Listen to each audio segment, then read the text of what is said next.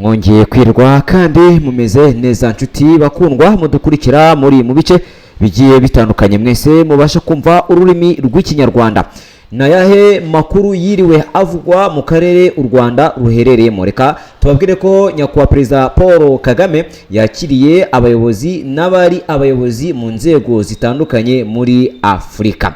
Mu yandi makuru tuza kubabwira turavuga ko Burundi Sahwanya Forudebu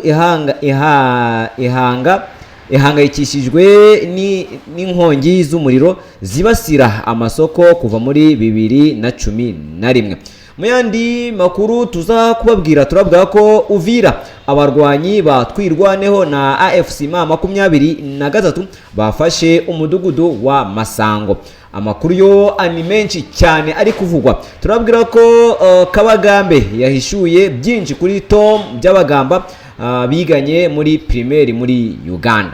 Chuti mudukurikira muri mu bice bigiye bitandukanye ni munyemerere mbasabe subscribe kubashyashya mwese ndetse namwe musanzwe muri abasangwa muze kudukanira kuri like kugira ngo inkuru yacu ibashe kuba igera ku bantu benshi.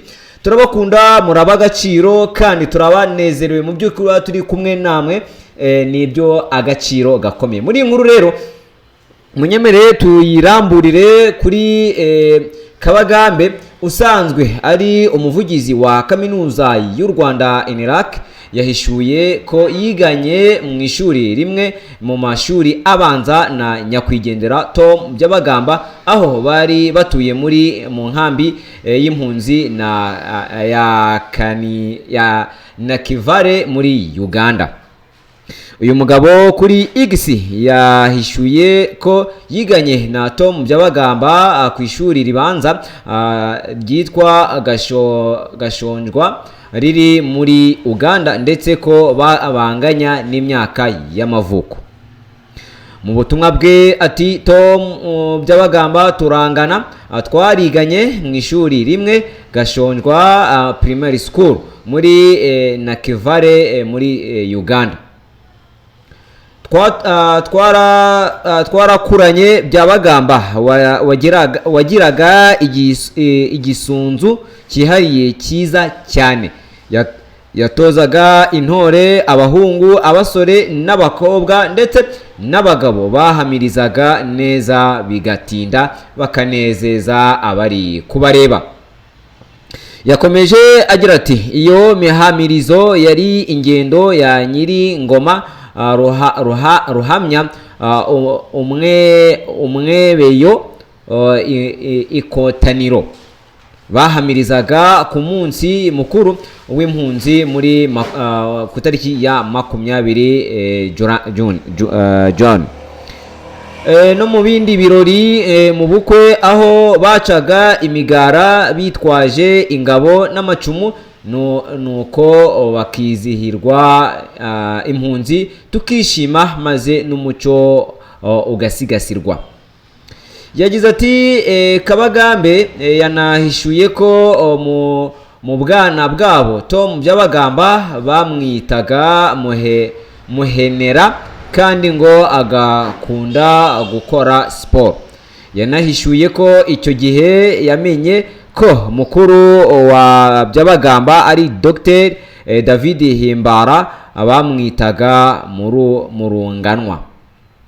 Amakuru y'urupfu rwa by'abagamba yatangajwe kuwa 25 Kanama muri 2026 bitangajwe na mukuru we Dr Himbara yari amaze hafi imyaka 12 afunzwe. Kugeza ubu amakuru arambuye ku cyateye urupfu rwa Tom by'abagamba itariki n'igihe nyirizina yapfiriyeho naho umurambo we uherereye ntabwo uratangazwa ku mugaragaro n'inzego zibifitiye ububasha. Mu gihe twaba tubonye indi nkuru yaba igaragaza aho Tom by'abagamba umurambo we waba uherereye twaza kuba tuyibagezaho. Chuti nanone ni munyemere twinjire muri Uganda tubabwire nanone uko Uganda bikomeje kuba biba ibicika. Ariko mbere ko twinjira muri Uganda mureke tubanze turebe ihuriro AFC M23 hano muri Kongo uburyo byifashe ku mirongo y'urugamba. reka tubabwire ko umudugudu wa Masango uherereye mu misozi iringaniye yo muri grupoma ya Bijomba muri teritwari ya Uvira mu ntara ya Kivu y'Amajyepfo kuri uyu wa gatatu itariki ya 26 Kanama muri 2026 wigaruriwe n'abarwanyi batwirwaneho na AFC M23 nk'uko bigaragara mu mashusho yashyizwe ku mbuga nkoranyambaga. Uyu mudugudu wafashwe nyuma y'imirwano ikaze cyane yatangiye mu masaha 8 z'urukerera hagati ya twirwaneho ifatanyije na AFC M23 bahanganye bikomeye n'inyeshyamba za Wazalendo FDLR ndetse n'ingabo zidasanzwe Special Force za FARDC zizwi nka Hibawuzi. Nyuma y'ifatwa rya Masango biravugwa ko umujyi wa Uvira wongeye kujya mu gihirahiro n'ihungabana ry'umutekano kubera ko ingabo za leta zamaze gusubira inyuma zigera ahitwa Munanira mu marembo ya Uvira. Abarwanyi batwirwaneho bafashe aka gace nyuma yuko kuwa 23 Kanama muri 2023 nabwo bigaruriye uduce twa Marimba na Rubarati nyuma y'imirwano ikomeye yabahuje na FARDC ifatanyije n'inyeshyamba za Wazalendo ndetse n'ingabo z'u Burundi FDNB bakomeje kuba bakubitirwa hano mu Burundi. Dukomeje n'amakuru yacu kugira ngo tuze kuba tunagana mu Burundi tubabwire ko isoko ry'u Burundi naryo rikomeje kuba rihura n'ibibazo bigiye bitandukanye. Burundi Sahwanya Forodebu ihangayikishijwe n'inkongi z'umuriro zibasira amasoko kuva muri 2011. Ibi byatangajwe kuwa 25 Kanama kuwa 25 Kanama muri 2026 n'umuvugizi w'ishyaka Sahwanya Forodebu bikora indagara uvugira mu gihe hashize igihe hagaragara amasoko afatwa n'inkongi z'umuriro mu murwa mukuru w'ubucuruzi Bujumbura mu gihe hagati harimo irya Kirindo ryahiye kuri uyu wa kabiri ushize. Ibi bigo bikora indagara yavuze ko bakomeje gukurikirana n'umutima uhagaze izi nkongi z'umuriro. Avuga ko zimaze imyaka 15 zibasira amasoko n'izindi nyubako z'ubucuruzi n'ibikorwa by'iterambere mu gihugu cyose nk'uko tubikesha Eliz News. Uyu bikora indagara yavuze ko uretse abanyamigabane n'igihugu cyose bihahombera ibijyanye n'iterambere n'ubukungu, ariko ngo ibi kibabaje kikaba ari ukubona inzego za leta zibishinzwe zisa nkaho nta somo zikura muri urwo rukurikirane rw'inkongi z'umuriro ngo zifate ingamba zikwiye zo kwirinda no guhagarika byihuse inkongi z'umuriro. Ngo zifate ingamba zikwiye zo kwirinda no guhagarika byihuse inkongi z'umuriro mu gihe cyaba kibayeho. Ishyaka Sahwanya Forodebu ryatanze inama z'icyakorwa. Ishyaka Sahwanya Forodebu ryasabye leta y'u Burundi gukora isuzuma rikomeye ry'inyubako n'umutekano ahakorerwa ubucuruzi ngo hamenyekane ibituma inkongi z'umuriro zikomeza kwaduka hano mu gihugu cy'u Burundi. Abakoze iperereza nabo bagomba kwereka leta ingamba zibereye zafatwa kugira ngo inkongi z'umuriro zihagarare burundu cyangwa zigabanuke ku rugero rushimishije. Guha ubushobozi inzego zishinzwe kurwanya impanuka mu bibanza bikomeye by'ubucuruzi, gushyiraho no kubahiriza ingamba z'umutekano mu masoko n'ahandi hakorerwa ubucuruzi, gushyiraho uburyo bw'ubwishingizi aho hantu ku bufatanye n'abahakorera.